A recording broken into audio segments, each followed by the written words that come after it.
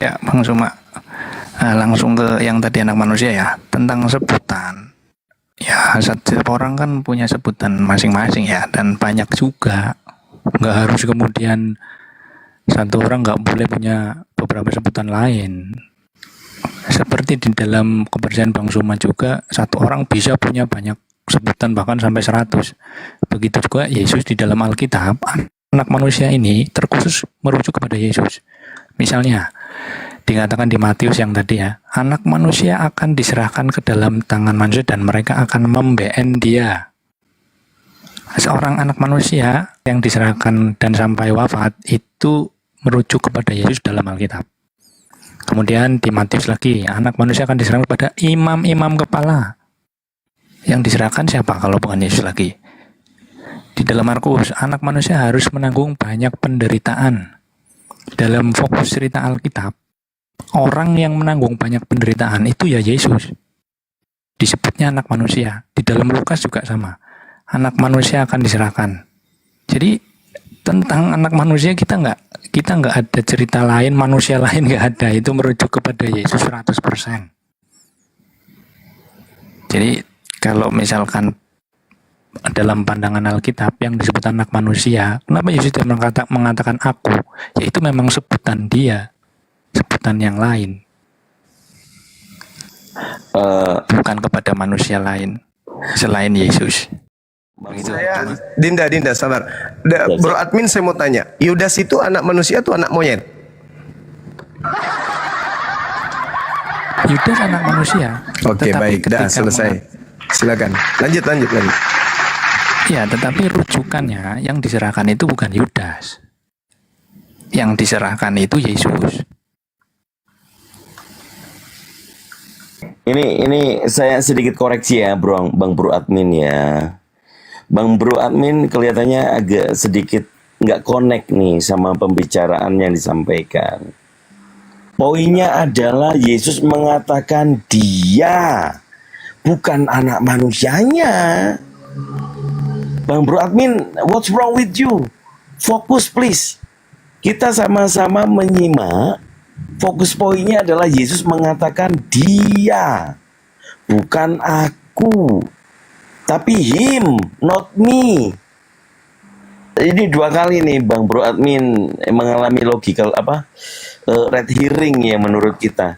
Jadi alangkah baiknya kita kasih kesempatan sama yang lain ya Bro Admin ya. Mohon maaf ya. Kayaknya Bro Admin perlu nih belajar fokus apa yang disampaikan oleh narasumber gitu ya. Izin ya, mohon maaf Bang Bro Admin. Ya, silakan Bang Ben. Silakan. Iya. Iya, tapi jangan turun Bro Admin ya. Ini ada Bang Daniel juga, ada Bang Ben, silakan. Yang Kristen. Kalau ada yang mau ditanggapi.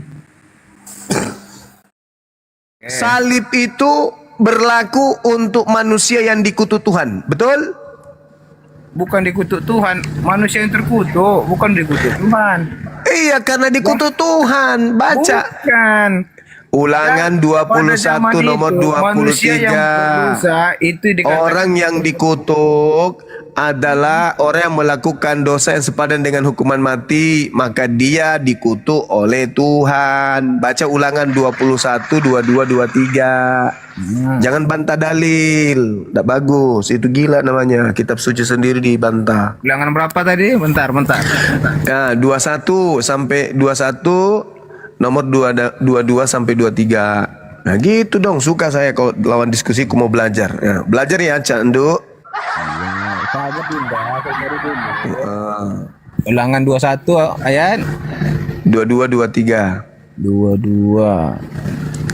Apabila seseorang berbuat dosa yang sepadan dengan hukuman mati, lalu ia dihukum mati, kemudian kau gantung dia pada sebuah tiang, maka janganlah mayat dibiarkan semalaman pada tiang itu, tetapi sebab seorang terkutuk oleh Allah, janganlah kepadanya. Ini kan di perjanjian lama. Gimana? Ya itu yang dikutip oleh Paulus. Baca Galatia 3 nomor 13. kitab Paulus Itu yang itu perjanjian baru. Gimana? Itu Anda ini? betul. Paulus, Iya, baca terus? Galatia 3. Baca Galatia 3 nomor Yang ini 13. dulu kita bahas ulangan tadi. Ini Iya, kan tapi kan lama. kita merujuk ke sana atas petunjuk Bapak Paulus. Galatia 3 nomor Paulus- 13. Paulus itu, Kristus bentar. telah Paulus menebus. itu Dia mengutip perjanjian lama. Oke, ayat berapa? Galatia 3 nomor 13. Bentar. Iya. Galatia 3 nomor 13. Nah. Galatia 3 nomor 13. Kristus telah menebus kita dari kutuk hukum Taurat dengan jalan menjadi kutuk karena kita. Tuh, ada terkutuklah orang yang gantung pada kayu salib. Kan betul saya bilang tadi. Nah, berarti Manusia pada zaman terkutuklah. itu. Hah? Berarti terkutuklah orang yang digantung di atas tiang salib. Siapa yang digantung? Iya kan saya bilang tadi betul kan? Sama. Siapa yang digantung? Yesus. Bukan hanya Yesus, manusia. Mulai ngaco. Bukan hanya Yesus yang disalib. Oke, saya tanya. Mulai ngaco. Waktu dia Mulai. Yesus salibkan ada berapa yang disalibkan? Iya, tapi yang Anda Enggak, imani saya tanya dulu ada berapa yang salibkan? ada 3. Nah, kan bukan hanya Yesus. Nah, yang duanya ini disalib karena apa? Karena kejahatan. Nah, berarti Yesus juga adalah pelaku kejahatan. Bukan. Berarti salah salib. Bukan. Berarti salah tangkap. Yesus tidak pernah melakukan kejahatan. Berarti salah tangkap kalau begitu. Bukan salah tangkap. Loh, yang disalib orang jahat. Ya, kalau yang disalib itu bukan orang jahat, berarti salah tangkap.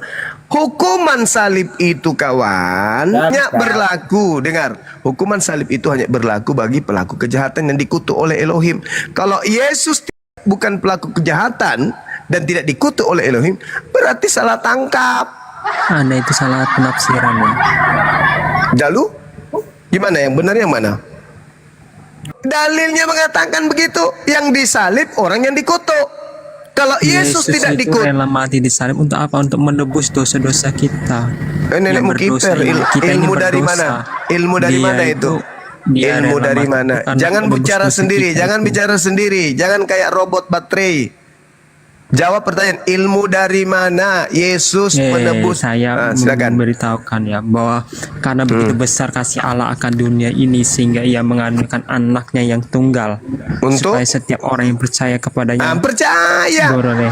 Bukan dikatakan supaya setiap orang yang menyalibkan, bukan, tapi setiap orang yang Dia rela percaya. disalib untuk menebus dosa-dosa kita. Dari mana ilmunya? Di ilmu agama mana kamu dapat? Dosa dihapuskan dengan menggunakan darah Nah, manusia itu. kalau kita ini Ilmu kita dari mana? berdosa. Hah? Apa pula kau Kita ini sibuk dengan berdosa dosa? ya. Nah, Dengerin dulu, kita ini berdosa. terus? Kenapa terus? dia rela mati salib? Kenapa? Dia menebus dosa kita. Selayaknya ini kita ini dihukum. Terus? Dia merelakan dirinya disalib. Ilmu dari mana itu? Dapat Coba ilmu kita dari lihat mana? di dalam Filipi pasal yang kedua ayat 5 sampai yang ke-8. Kan Yesus sudah bilang, Filipi kalau 2 ada orang ayat 5 sampai 8. dengar dulu. Kan Yesus sudah bilang, kalau ada orang yang mengaku bertemu dengan Kristus di padang gurun, jangan kau percaya. Ini akibatnya. Yesus berkata, kalau ada orang mengaku bertemu dengan aku di padang gurun, jangan kamu percaya, sebab dia akan menyesatkan banyak orang. Paulus kau percaya, itu namanya dompala Kardoba, masolang generasi. Ini akibatnya. Bang Zuma, tuh. gimana? Ini bisa dilantunkan dengan suara indah nggak ini? Ini Bang Zuma 24 nomor 4 dan 5. Masolang generasi. Itu Yesus mengatakan itu.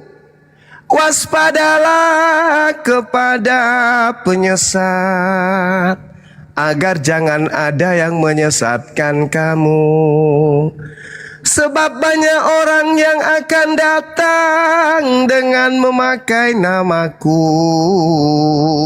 dan berkata, akulah Mesias, dan mereka akan menyesatkan banyak orang. Cahayu Paulus datang buru-buru dari ufuk utara, lari tergesa-gesa, nabrak pohon, nabrak semua yang ada di depannya karena buta. Ditanya sama orang, lu kenapa lu? Kenapa lu? Kerasukan setan apa lu? Aku ketemu dengan apa? Dengan Mesias. Di mana? Di padang gurun. Nah, murid-murid mendengarkan ini, menurut gurunya, mereka percaya atau tidak percaya? Coba kau jawab, Dek. Dek. Coba kau jawab. Ketika Paulus datang membabi buta 3 hari 3 malam buta matanya, ditanya, kamu kenapa matamu? Kenapa kayak gitu mata lu? Aku ketemu dengan Mesias, Om. Lalu kata Yesus, jangan ente percaya.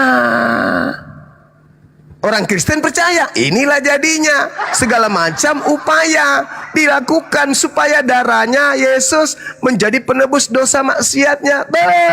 Bung, salib itu adalah hukuman bagi orang yang dikutuk, bukan untuk tebus dosa. Cak Kongkong, silakan. silakan.